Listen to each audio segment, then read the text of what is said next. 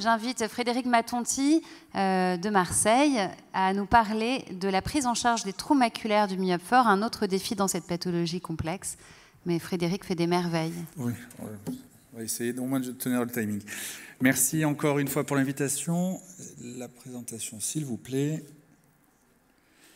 Et donc oui, le trou maculaire du myope fort, au même titre que le glaucome du myope fort, et toutes les pathologies du myope sont extrêmement difficiles à gérer parce que, oui, ça c'est le suivant, elles présentent des spécificités qui vont rendre non seulement la prise en charge chirurgicale difficile, mais le suivi d'autant plus compliqué. Est-ce qu'on a la présentation du docteur Matonti ou est-ce qu'il y a un souci pour qu'on le résolve en attendant?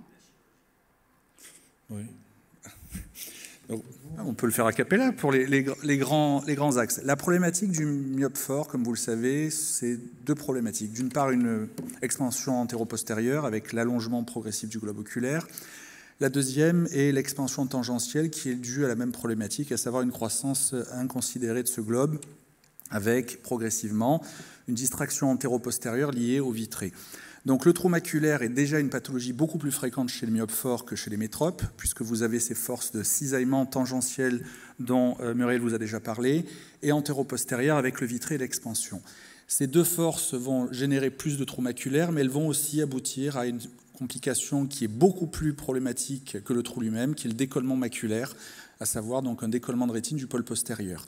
Ce décollement de rétine va avoir deux problématiques. C'est que d'une part, il est induit par ce trou, mais aussi par le fait que l'épithélium pigmentaire est déficient.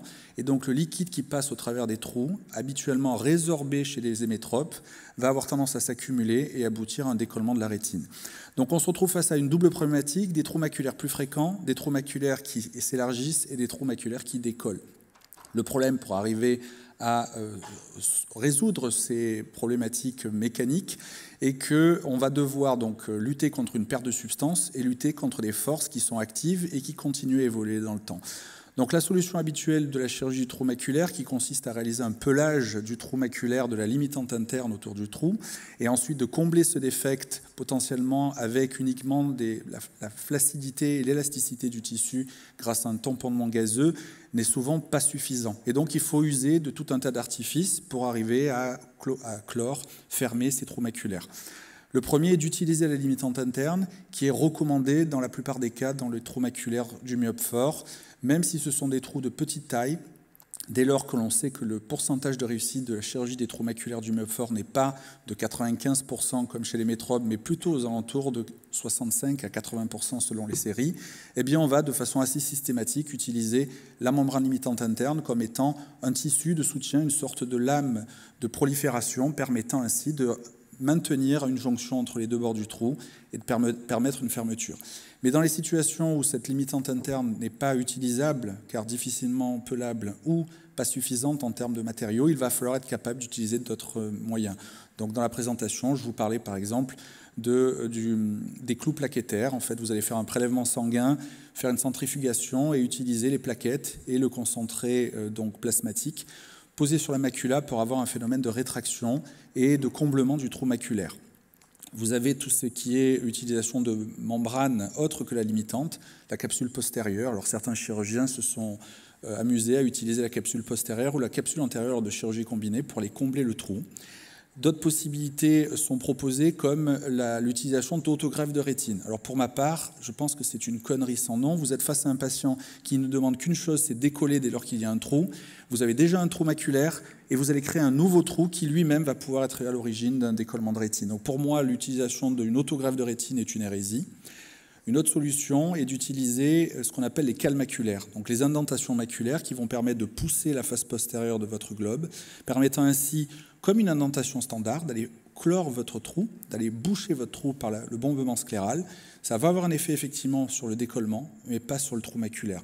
Donc finalement, ce qu'il y a de plus moderne, de plus facile à utiliser, et finalement de moins invasif, c'est d'utiliser du matériel exogène, en l'occurrence les membranes hémiotiques, qui montrent, en tout cas il y a un réel engouement et intérêt à son usage, d'une part parce que c'est du matériel qui est inerte, qui est très bien toléré, ensuite c'est un matériel qui est facilement accessible, en particulier avec les modèles lyophilisés actuels, C'est un matériau pour lequel les surfaces utilisables sont extrêmement importantes et donc on a la capacité de pouvoir boucher des trous de plusieurs millimètres. J'avais quelques cas à vous montrer de 2 mm par exemple, où vous avez un décollement et un trou.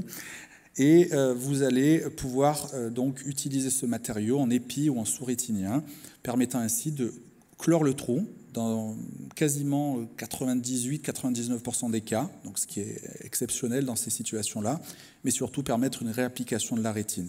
Bon, je suis désolé, malheureusement, alors je suis sûr d'avoir envoyé mes présentations, puisque vous avez vu les 2 symposia. Malheureusement, je n'ai pas pu vous présenter les vidéos et photos. Est-ce que vous avez des questions, au moins sur cette thématique qui reste rare, fort heureusement? Moi, j'ai une question. Tu as cité donc différents moyens pour fermer le trou maculaire, mais en première intention, sur un trou maculaire de 500 microns chez le myope fort, quelle technique tu appliques? Je pèle et j'essaie de garder un flap. Voilà. Chez le myope fort, alors quand on parle de myopie forte, on n'est pas juste à 26 en général, hein, on est plutôt sur des patients. Alors paradoxalement, vous verrez que les myopes forts qui font des pathologies du pôle postérieur, à savoir des maculoschisis, des trous maculaires, des syndromes de traction, ne vont pas être ceux qui vont décoller le plus en périphérie. C'est assez curieux, c'est pas ceux-là que vous allez retrouver avec des gros décollements de la rétine, et c'est essentiellement des myopies beaucoup plus importantes, c'est-à-dire des longueurs à 29, 30 parfois, au fond du staphylum.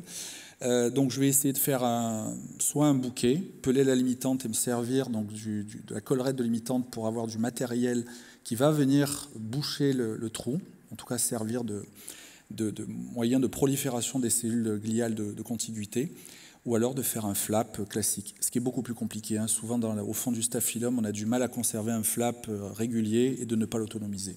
En effet, est-ce que tu veux dire 2 mots sur les challenges d'un point de vue de visualisation et aussi de longueur des instruments dans cette chirurgie?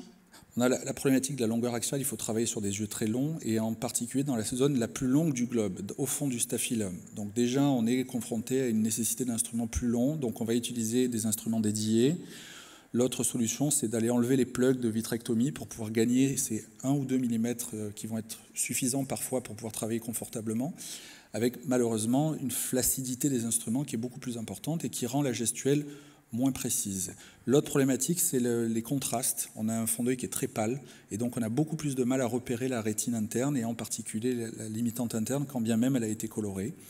La dernière problématique est que la limitante interne est souvent très cassante et on a du mal à la manipuler de façon très efficace pour ne pas réaliser d'avulsion complète des lambeaux de limitante.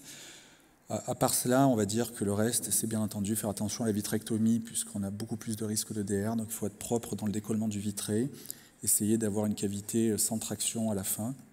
Ça, c'est plus pour la safety de la gestuelle. Merci beaucoup. Je ne sais pas si c'était aussi bon en karaoké qu'en a cappella sur le podium. Bon. En tout cas, ça reste une chirurgie d'experts vitréo-rétiniens. J'espère qu'on pourra voir les vidéos un jour. Merci beaucoup en tout cas d'avoir assuré sans ta présentation.